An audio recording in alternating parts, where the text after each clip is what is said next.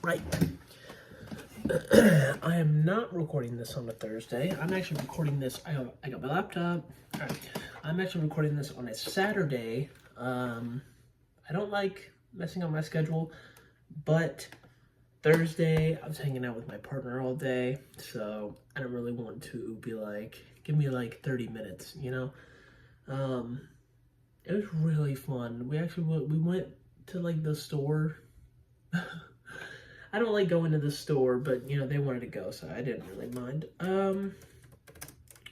Sorry, give me 1 second. Looking up the first movie's Wikipedia page, just in case I need, I don't know, anything.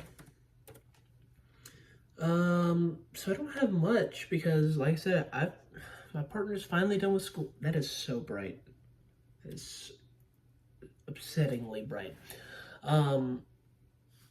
Wikipedia, stop asking me for money. I'm sorry. I already gave you $2 like a year and a half ago. It's a crazy poster. Speaking of posters, I am getting more and more convinced that I should pay the Letterboxd subscription. All right, hear me out. So, ads, first of all, I get more stats. I don't know what that means really, but I love stats and statistics. I just love the numbers. And then, okay, yes, I'll donate again in 2 years. Get that off the screen. Anyway, I hate this. I usually, okay, there we go. I'm usually on Wikipedia on my phone, and it's a way better experience than on the computer. That's great. I'm gonna put this down. So I'm getting distracted. What are you talking about? Letterboxd? Yeah.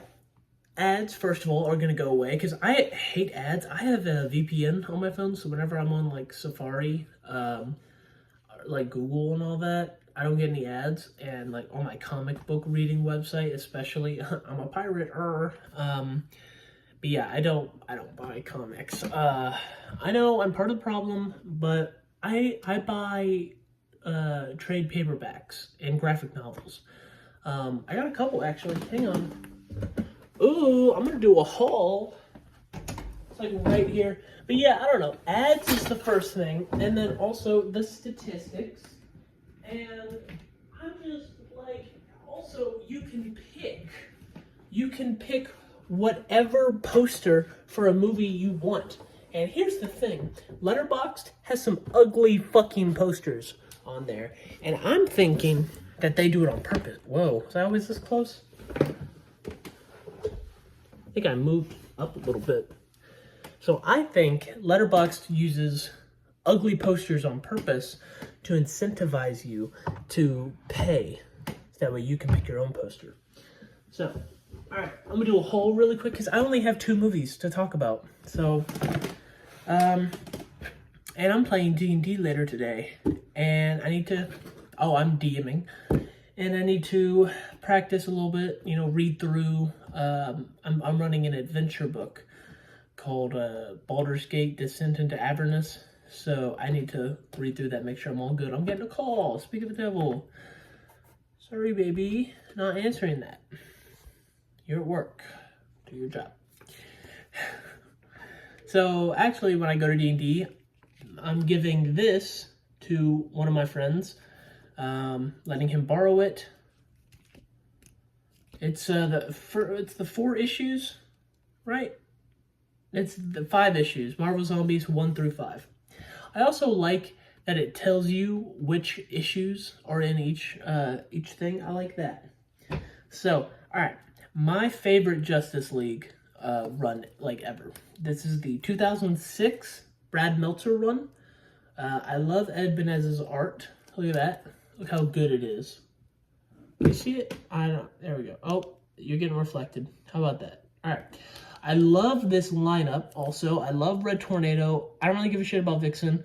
I am okay about Red Arrow. I like him as a character. I don't know about him as Red Arrow. I like it, but I think it works better if Oliver is dead, which he was not at this time. Black Lightning, love. Hawkgirl, love. Hal Jordan, Green Lantern, nah, not a big fan. Then these 4, love. But yeah, it's really cool. Geoforce is also in here, though he appears later. And then he's not even there for that long, honestly. Oh my god, I have a... Oh, okay, thank god. I was going to get upset.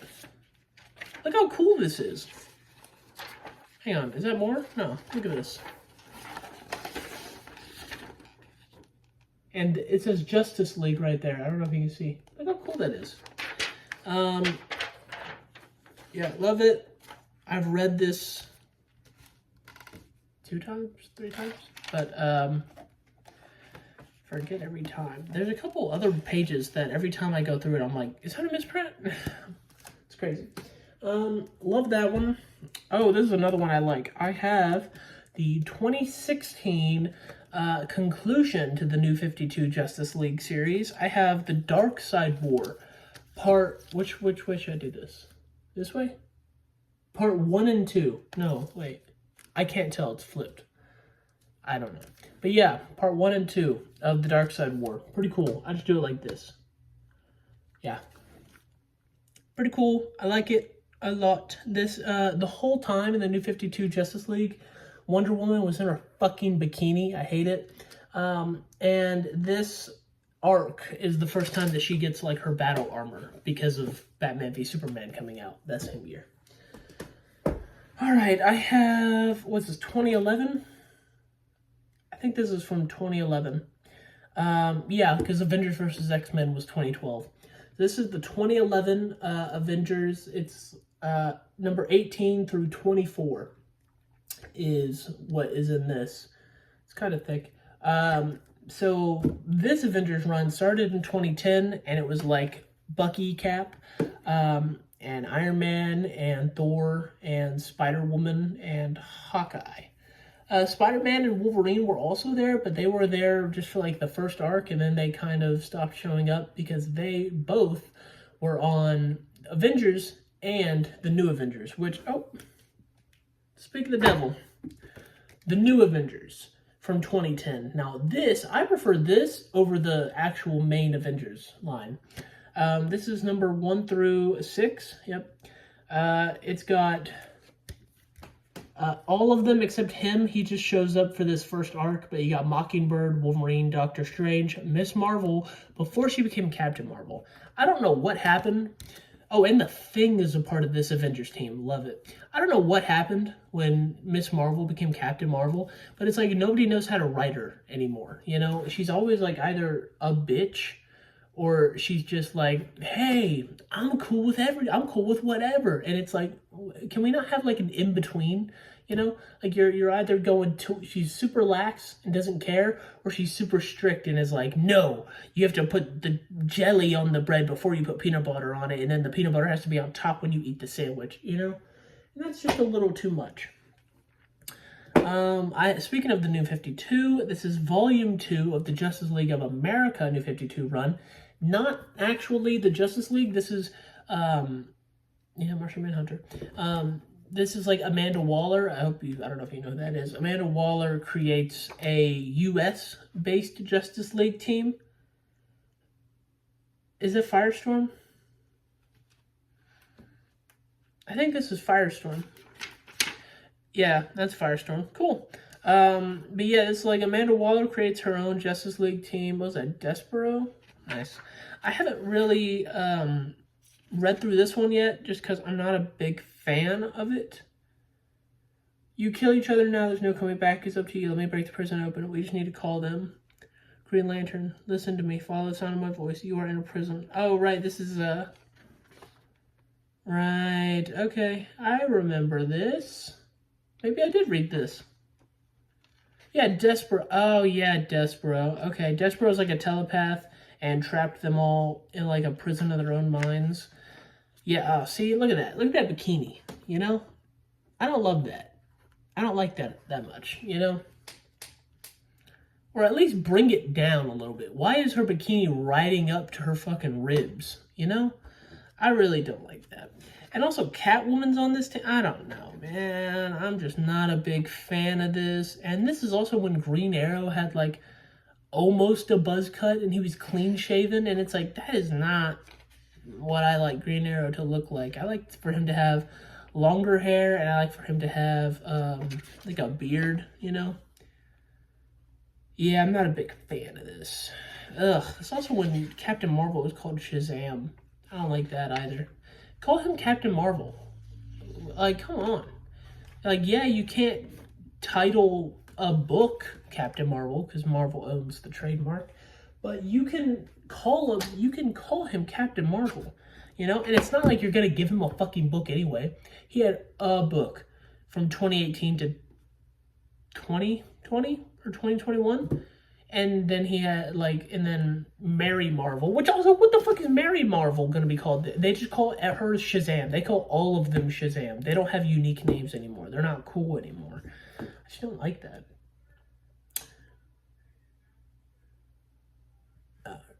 Metamorpho Year 1. Pretty cool. He is actually going to appear in Superman movie next year. We saw him in the trailer. Oh, the trailer. That's what I can talk about. Yeah, okay. 2 movies and a trailer, like Community. I'll blow through these then. These 2, Teen Titans. 2003, my favorite Teen Titans run. This is the first one, and then it becomes this one. This is the one where Deathstroke fucking obliterates Kid Flash's knee. He's not Kid Flash yet. He is Impulse. But then when he gets his knee obliterated, then he becomes Kid Flash, because he matures from that. After he gets his knee fucking shot off, he, when he recovers... Oh, look at that. Yeah, there it is. Yeah. So after that happens, he is in the hospital, and then when he recovers enough, he goes and he reads the entire library of San Francisco. And Bart, named after his grandfather Barry, they're both Bartholomew, his ability, because they all have their own special ability, he has an eidetic memory, basically. So he remembers everything. And so he just goes at super speed, is reads every single book in the library, every scientific book.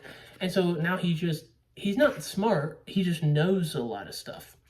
And that's him maturing. Oh, look at that. There's naked Raven in a teenaged body. She was an adult.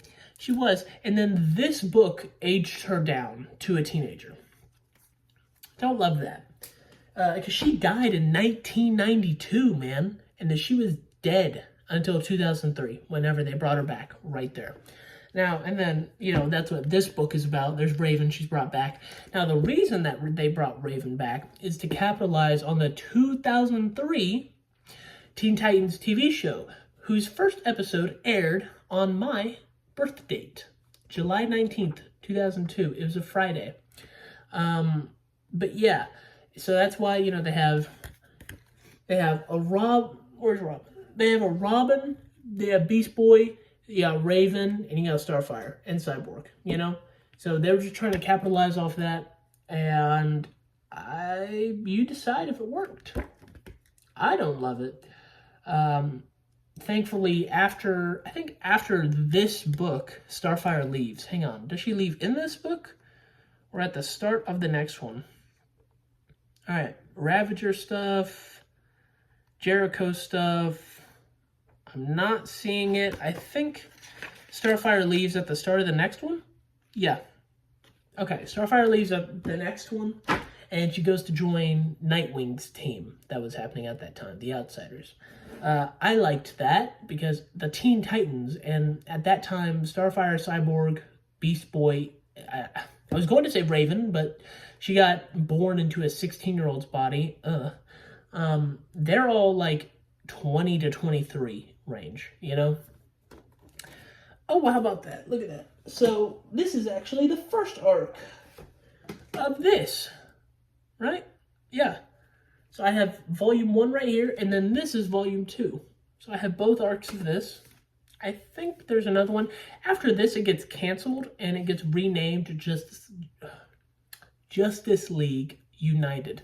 Now, originally, they were going to call it Justice League Canada, but they didn't. So now this is my bread and butter. Look how thick this is. This is the New Avengers, 2005, the first time that the Avengers run well, we don't talk about Heroes Reborn, okay? This is the first time that the Avengers got like rebooted, basically. This happened because in 2004, Scarlet Witch went a little baby crazy, and she killed the Vision. She killed Ant-Man, Scott Lang, and because Hank Pym hasn't been Ant-Man since the 60s, Yeah, like after the 60s, he was like Giant Man, Goliath, Yellow Jacket, just Dr. Pym, So, yeah, Ant-Man, Scott Lang. Hawkeye died at that time, and I already said the Vision. He was the thumb, remember? So all three of them died, and the Avengers broke up because they were all members at the time, along with Scarlet Witch. Not that they were really shown. I feel like I have a hair. Okay, not that they were really shown. The Avengers that were shown, it was Iron Man, Cap, She-Hulk, which I loved when She-Hulk was on the team. And the first time I read this book, I was really hoping She-Hulk would join, but whatever. What did I say? Iron Man, Captain America, She-Hulk, Scarlet Witch, the Vision, Wasp, and Hawkeye. Those were the 7 Avengers at that team. So all of them except for Ant-Man, really. But he showed up just because to do it, and I don't know if I hate it. I like it. I don't know how I feel. I'm ambivalent, I'll say, about Scott Lang's suit from the late 90s to the early 2000s, because 2004 is when he died. So yeah, I'll say early 2000s. And then he's dead from 2004 to 2010 now, because he gets revived at the end of that, and it released bi-weekly. So 2012 technically. Damn. Yeah. He didn't get revived until 2012, sorry. He didn't even really get revived. It was the Young Avengers, a Children's Crusade. Or I think it's just Avengers, a Children's Crusade. But that's where the Young Avengers, they go back in time, thanks to Iron Lad, who is really just Kang the Conqueror as a teenager. They go back in time to that event, and they save Ant-Man, because his daughter, Cassie Lang, is on the Young Avengers team. So yeah, and then they just bring him to the present. So he never even really died. I don't know how I feel. But this is great. This is the first time we got a new a shakeup, really. Look at this team. Ronan, who is Echo, Maya Lopez, who was in, she had her own show on Disney+. It was bad. But she's really cool in the comics. Wolverine, because he has to be on every team. Captain America, Spider-Woman, Iron Man, Spider-Man, the Sentry, who is going to appear in Thunderbolts, ***. And I don't know how I feel about that. Because Steven Yeun was supposed to be him, and then he dropped out because of scheduling. God, that would have been so good. Luke Cage was not on there for some reason, but Luke Cage is also a part of the team, and he is great. And I'm going to clean that up later, because that's a lot, to be honest. Okay, just spent almost 20 minutes talking about all my trade paperbacks, my collections. God, imagine how long it would take if I showed you all my Blu-ray DVDs. Okay, first one I'm talking about, Rise of the Planet of the Apes. Loved it. I gave it 3.5. I got a little hole in my door. I thought it was great. A lot better than it should be. It's just a reboot to it's not even a reboot. I guess you could technically call it a prequel. A preboot. I don't know. I really liked it a lot. I got a couple points here to talk about. The nose scene. Holy shit. So actually, I'm going to come back to that, because you need some context. This whole movie is about man's need to control. So the whole reason that everything comes about in the first place is that James Franco, his dad, has Alzheimer's. And instead of just, accepting that, James Franco's like, no, I'm going to cure it. So he creates this drug, ALZ something? He creates this drug that is going to, stimulate brain growth.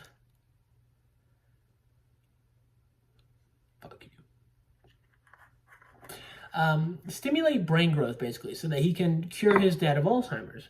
Cool, I guess. They're testing it on chimps, testing it on animals, because, science. And they, have this one ape that is, really good. It's getting really smart. And then one day she acts all angry and ferocious.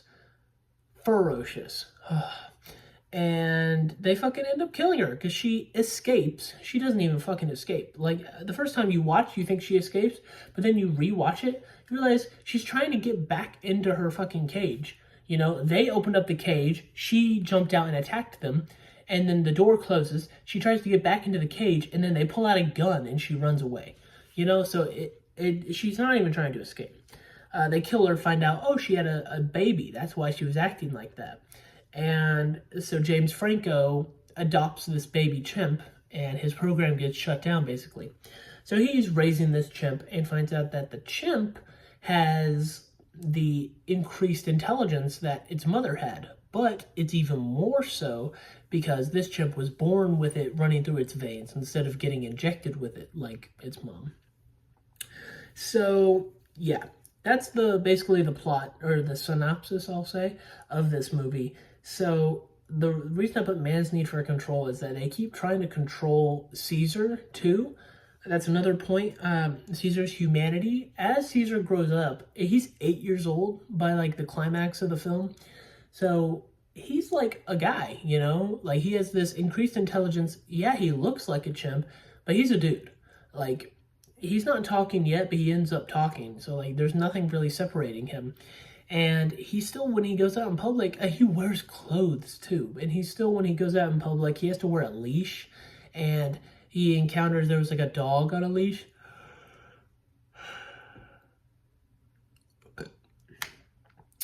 Squizzy. And the dog's like, you know, throwing a fit because it's a fucking chimp. And, you know, Caesar's getting pissed. And they're like, come on, Caesar. And like yanking him on his neck.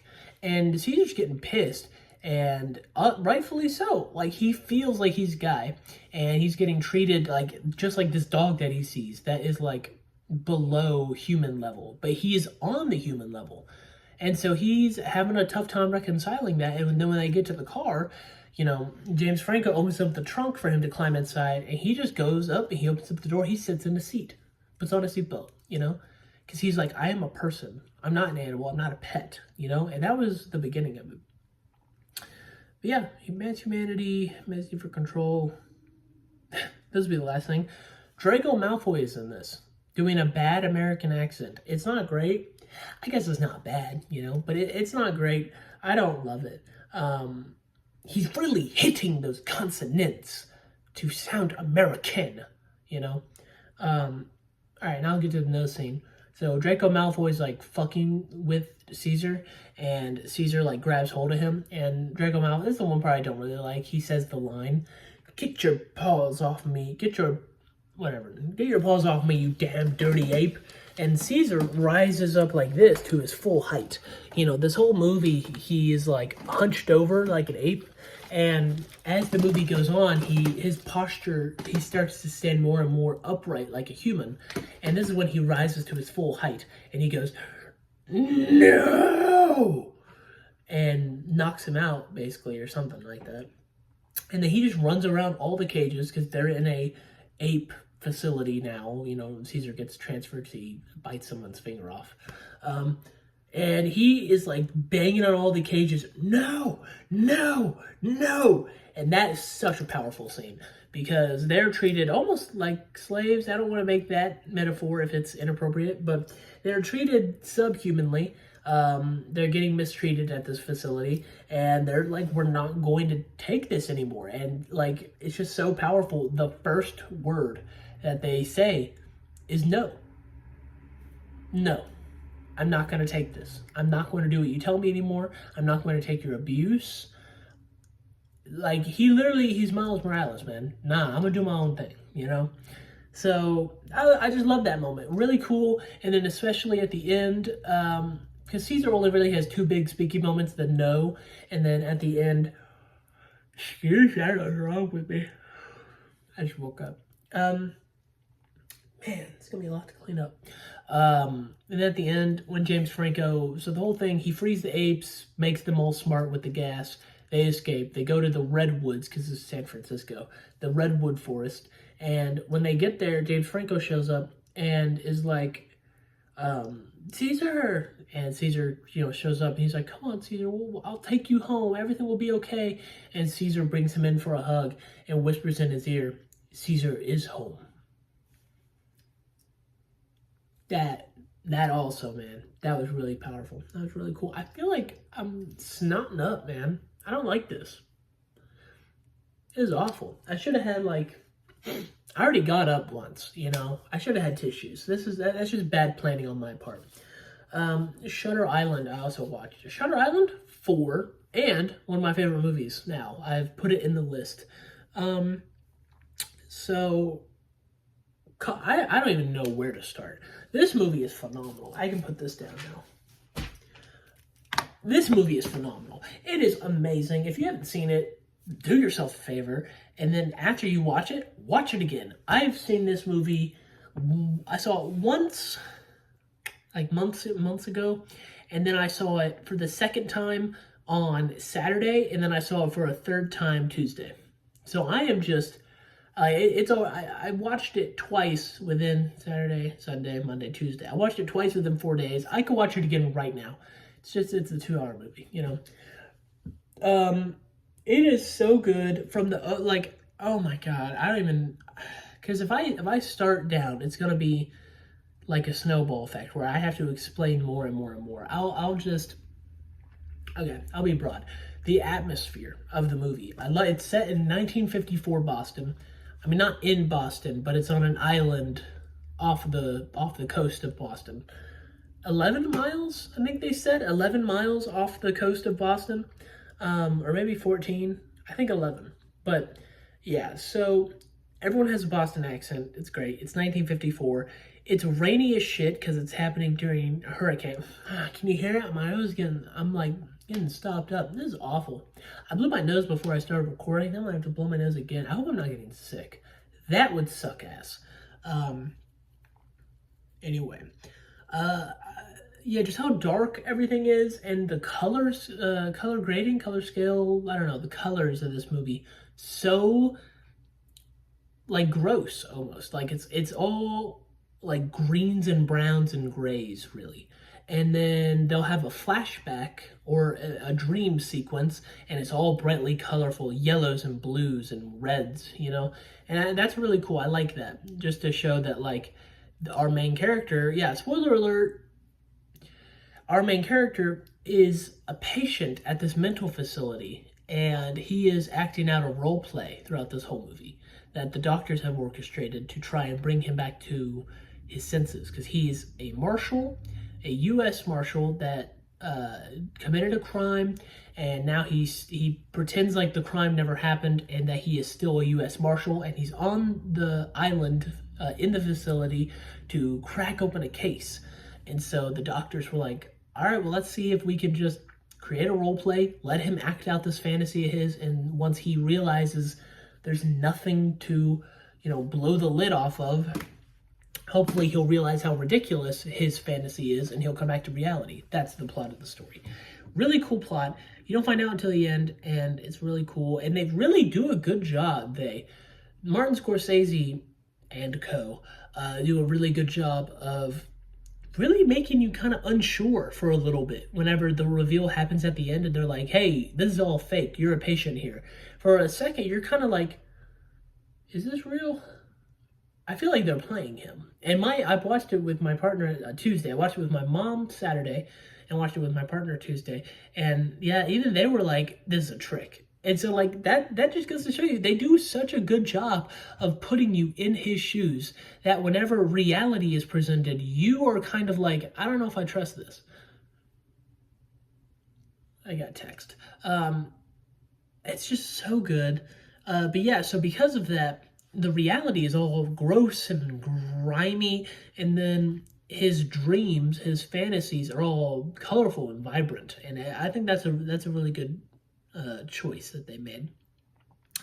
Love the ending, the kind of final line. Not really. The final line is Teddy, but the line before that, what's worse, to live as a monster or to die as a good man? And then, he gets up, walks away, and then you get the Teddy. But that was so good. I put that movie on my films that bury the lead list on Letterboxd because I don't know if you can call a lobotomy death. I mean, it's the death of a person's personality, their personhood. You said person like 5 times. But it's the death of that because they're not themselves anymore. They are a vegetable. They're just a body. They're not a mind, That you kill the mind. I feel like we are our minds. We're not our bodies. So I feel like a lobotomy counts as a death. So I put that on that list. I really liked it. I had it on my borderline favorite after the first time I watched it, but now after watching it 2 more times, I've put it on my absolute favorite list instead of borderline. Now I got like 17 movies on there. All right. Now, last thing. Holy shit. The Superman trailer. I brought my laptop because I was like, oh, I feel like I'll need it. And I haven't used it once. So, let me see. Give me that Superman trailer. Boop, boop, boop, boop, boop, boop, boop, boop. Superman, and he's being a super guy. And I'm going to mute the sound because I want to talk. Shut up. Play. Really cool opening shot. Wind whooshing. Now, I think it's kind of an interesting choice. I have it playing right now. That the first shot of our Superman in this trailer is he's beaten the fuck up, bleeding, and he's in the Yamcha pose from Dragon Ball Z. And that's really funny. Now, James Gunn, and then we get a Clark Kent shot. Oh, he's so cute. And he's like a head above everyone else. I also really like that. Okay, well, hang on. Okay, yeah. I'm going to pause because it's going too fast. James Gunn said that Superman in this movie, the suit looks amazing right there. I haven't really liked. Okay, I gotta send someone something after this. I don't like how the suit looks in a lot of shots. In this shot right here, this kind of close up whenever he's in the snow, I like it. Well, it's just the symbol and like his shoulder pads, I guess, but I like it. I wasn't a big fan of the collar, but seeing it here and then in other shots, it's fine, I guess. I don't hate it. But yeah, so James Gunn said that Superman's going to be like a metaphor for America. And that Superman's trying to do what's right in a world where it's kind of difficult to do that, Socialism versus communism. Socialism versus capitalism. That's funny. I made it funny. But yeah, so seeing Superman like this all beaten and bloody is kind of like, oh, good American values. We're at our lowest point. The Orange Man. That we're struggling right now, but then Superman is going to get back up and he's going to take us home, like Krypto said. Got a cut on his lip. That's a really cool shot. Superman, John Williams, fanfare on electric guitar. I like it a lot. I like that his posture, he is all hunched over like that. Now that reminds me of All-Star Superman that Frank Quitely drew. He's got a big fuck. Like this, he has a giant fucking double chin. It's crazy. Lois Lane, she's kind of hot. She's very cute. Look at that. And then Clark Kent. Clark Kent's fine, I don't love the glasses that he's wearing. The Kent home. Him hugging his dad. We don't get to see Ma Kent. We see Pa, but we don't get to see Ma in this. And he whistles. Here we go, Krypto. Oh, the best boy. I'm so excited. I am so fucking ready to see Krypto on the big screen. The thing with these movies, man, is that they're so afraid of what they are Oh, there he is. And he's got the cape, too. It's great. They're so afraid of what they're adapting. Oh, is that the kaiju? Hang on. That looked like the kaiju behind them. Oh, went a little fast. And show me. That's a kaiju. That's so cool. That's the kaiju he's fighting. Okay, when he saves the little girl, it looks like the kaiju's foot behind her. So I'm thinking the kaiju stomps down, makes this thing explode, and that's when Superman runs in to save her. Yeah, so these movies are so afraid of what they're adapting. It's a comic book. It's dumb. It's goofy. It's silly. It's for kids. Like, yeah, it's a dog wearing a cape running around. Yeah, you know? But these movies are like, no, we're gonna make it for adults. We're gonna make it serious. And it's like, dude, just make a good story. Adults will enjoy a good story. It's like there are no more family films anymore. There's adult films, and then there. It's funny, but there's like films for adults, and then there's films for kids. So it's either it's too serious and too adult for kids, or the kids movie are just too fucking stupid for the adult to sit through. There's no more like family movies that everyone can enjoy. And that's what like comic book movies could be for everyone to enjoy. But the movie, like the MCU, it started out like that. Like those Phase 1 movies, oh my God, amazing. Underrated, I say. But then Disney got involved. And then from Phase 2 onwards, from Iron Man 3 to now, I mean, even Phase 2 was like still kind of cool. It was less though. And then Phase 3 was the worst. Oh my God. You have Thor. I like Thor Ragnarok, but it has so many faults. And then Black Panther, that awful CGI fight at the end. Doctor Strange and Civil War were kind of cool. Civil War had no color in it, which I can't totally blame them because they have a bunch of different heroes on screen at the same time that all have different color palettes. You can't really do what they did in Thor, Iron Man, First Avenger, where they set a specific color palette to like accentuate one specific color. Like Iron Man's red, Thor's, I don't know, silver. No, in Thor it was like the gold of Asgard, and then Captain America's blue. They can't really do that because everyone's different colors. So I get it, but then in future movies they don't get rid of that. I don't know. It's upsetting. A little rant. This is why we're so back. Especially just DC fans. Lex Luthor, he looks great. I love Superman. I love that shot of Nicholas Hoult whenever he has the gun, and there's the I don't know where that could be, South America, Africa, but the little kid holding up the flag. Before we see him, we hear him whisper Superman, and it's during the shot of Lex Luthor with the gun. And when he says Superman, he goes, I love it. It's great. And then obviously this scene's really good of him being like Superman to come help and save him. So here's what I think it is. That maybe, because I see bombs and stuff going on, I think maybe it's a conflict going on between two countries, or maybe it's even a country that is enemies with America. And this kid, they're getting bombed, like they're gonna die. And Superman shows up to save people, because that's what he does. And then the American government and the American people, God, look at that woman, bro. She is upset. She is upset. So I'm thinking people are going to get mad at him because they're like, hey, that's our enemies, or that's a conflict between two nations. You can't get involved. Who are you? It's just, I think it's going to be a good version of what not Man of Steel, but Batman v Superman was trying to be, of like, should there be a Superman? There is, but this is just going to be better. I'm really happy. Speaking of all that, I'm glad that this trailer wasn't like the complete antithesis of all the Snyder shit. I was like, I'm on the Reddit of Superman, DCU, DC Cinematic, all that. And a lot of people were worried. I wasn't that worried because I trust James Gunn. But a lot of people were worried that this first teaser was going to be a little over the top, of like Superman's going to be smiling the whole time and it's going to be all bright and colorful shit just to show like, hey guys, we're not dark like Snyder anymore, okay? Like going from the left extreme immediately to the right extreme whenever it should be here. And guess what?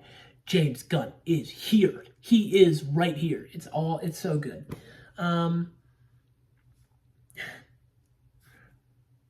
That's what this guy looks like. But yeah, that's what I think is going to happen. Superman just wants to do the right thing, but it's like an enemy country or two countries at war that the American government and the American citizens think he shouldn't be involved. Guess what? He is. He is the champion of the oppressed. He saves everyone on Earth. It's not truth, justice in the American way. It's truth, justice, and a better tomorrow.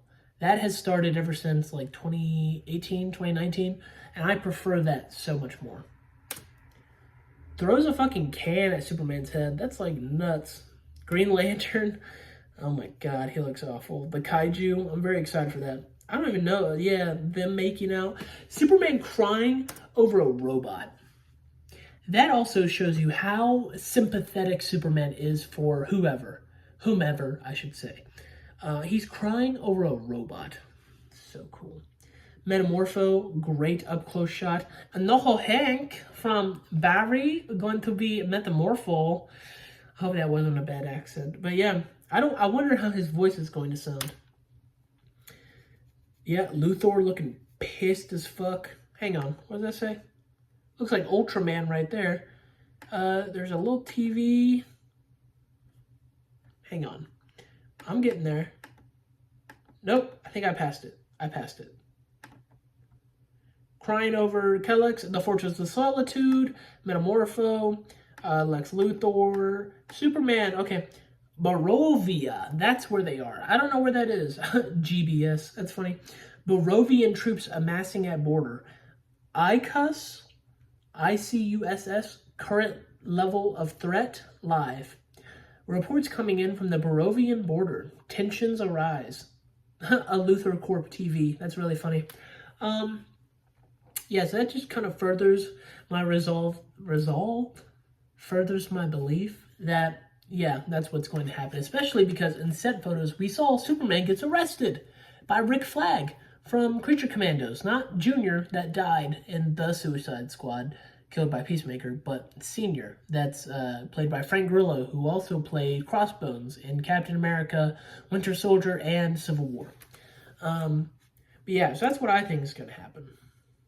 Looks like the kaiju maybe. Ultraman, Ultraman I'm thinking could turn out to be Bizarro.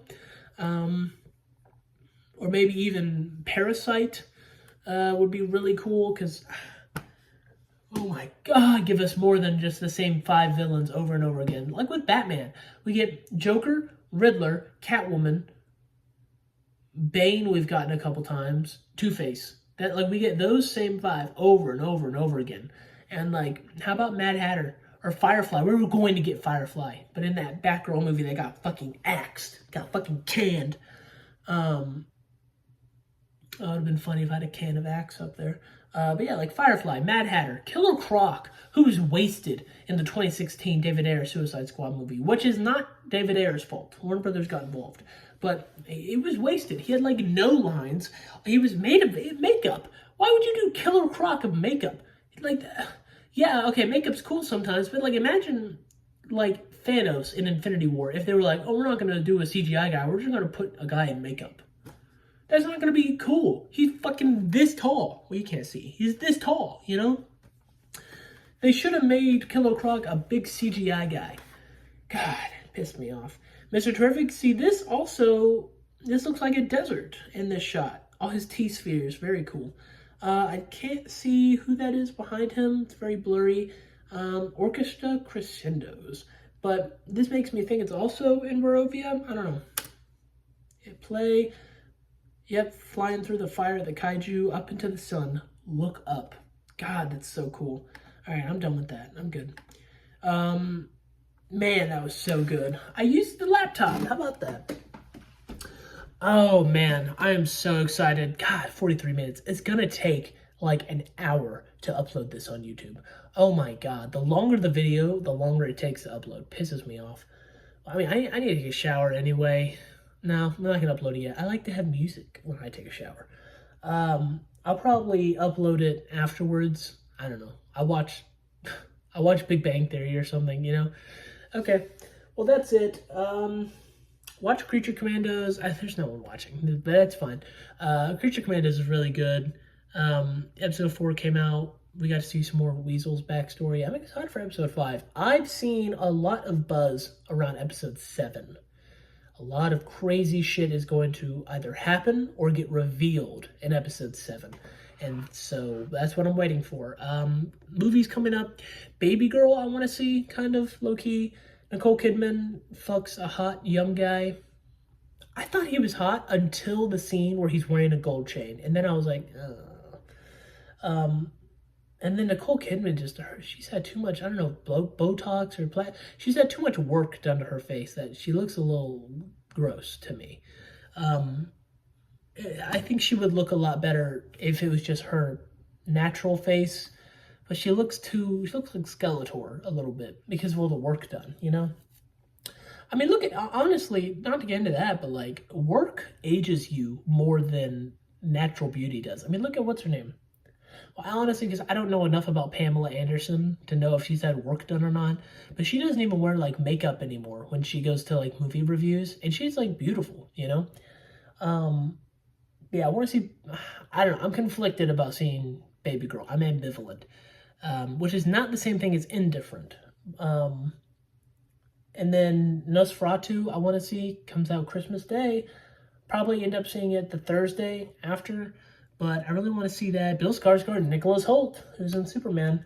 Lily Rose Depp, I'll see. It's going to be the first project I'll see with her in it. Emma Corrin from Deadpool and Wolverine, she is going to be in it, right? I hope I'm not talking out of my ass. Oh, look, I'm using the laptop again. And I closed out of the tab immediately. Nosferatu 2025. Boom. Give me that cat, or 2024. Oh, shit, 2024. Yeah. Might be. Give me the cast. Yeah. Yeah, Emma Corrin. Emma Corrin, who played Bald Chick in Deadpool and Wolverine. What is her name?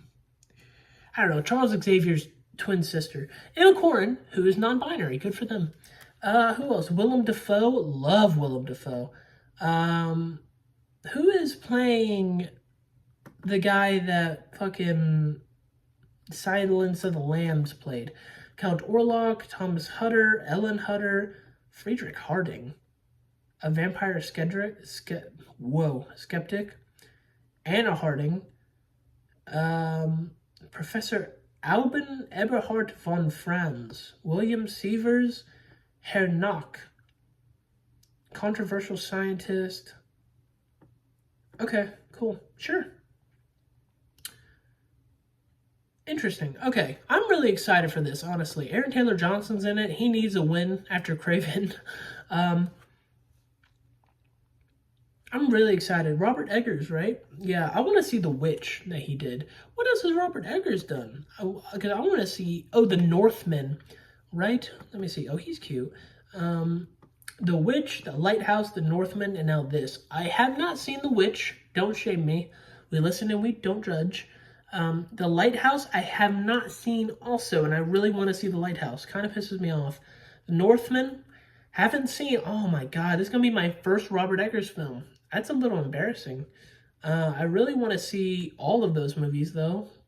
You know, because I didn't start keeping a list of upcoming movies until 2023, until last year, like fall of last year, late.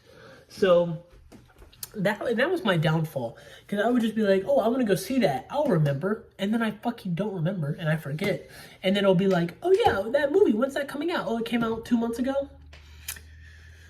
Okay, and that kept happening until finally I made a list. Every time I saw a trailer and I saw when a movie's coming out, I would be like, write it down.